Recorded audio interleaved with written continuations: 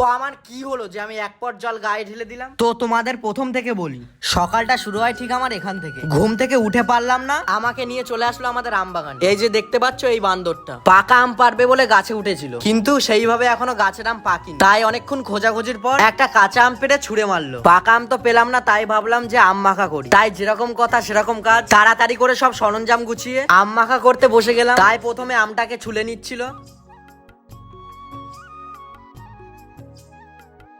ওর কিছুটা ছোলা হয়ে গেলে আমি ওকে ক্যামেরাটা ধরিয়ে দিলাম, আর একটু ছুলে কেটে আমি দেখছিলাম কেমন খেতে ভালো ছিল কিন্তু খুব টক। আর এদিকে আমাদের ছোলাও অনেকটা হয়ে গেছে। আমটা ছাড়ানো হয়ে গেলে আমরা আমটাকে ধুয়ে নিই। ধোয়া হয়ে গেলে আমটা কাটাও শুরু করে দিই। আর সামনে আম দেখে লোভ রাখা যায়? লোভের চোটে জিভটা লক লক করছিল। হ্যাঁ, দেখি আর কতক্ষণ লাগে। আর কিছুক্ষণ পর দেখি আমাদের আম কাটা প্রায় কমপ্লিট। তারপরে দিয়ে দিল একটা জলজিরা, তারপরে দিয়ে দিল তোমার আমার সবার প্রিয় নটরাজ জল। আর দেওয়া হয়ে গেলে আমাদের আমটা দেখাচ্ছিল কিছুটা এইরকম। আরে দাঁড়াও, এখনো তো বাকি আছে। আর বন্ধু যা আমার করছিল দেখে মনে হচ্ছিল দুদিন ধরে হাগে না। আমটা একটু নেড়ে ছেড়ে ভালো করে মাখিয়ে নিচ্ছিল। আর এইবার পালা লঙ্কার গুঁড়ো। আম মাখা একটু ঝাল ঝাল না হলে খেতে ভালো লাগে?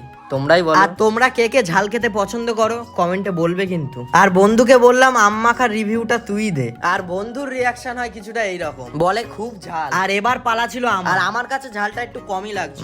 মোটামুটি আম মাখাটা ভালোই হয়েছে, আর ঝাল কম হওয়ার কারণে আমি আরেকটু দিয়ে দিই। আর এটা খেয়ে আমার অবস্থা হয় কিছুটা এইরকম, তোমরা দেখলে বুঝতে পারবে। মানে এত পরিমাণ ঝাল হয়েছে কি বলবো। ঝালের জন্য গলা টলা সব জ্বালা করছে। আর সত্যি তখন আমার মাথায় কোনো কাজই করছিল, কি করবো বুঝতে পারছিলাম না। তাই হাতের ধারে জল ছিল, তাই জল ঢেলে দিয়েছিলাম গায়ে। আর অনেকক্ষণ পরে ঝালটা একটু কম লাগছিল, তাই আম খেতে খেতে আমি চলে যাচ্ছিলাম বাড়ি।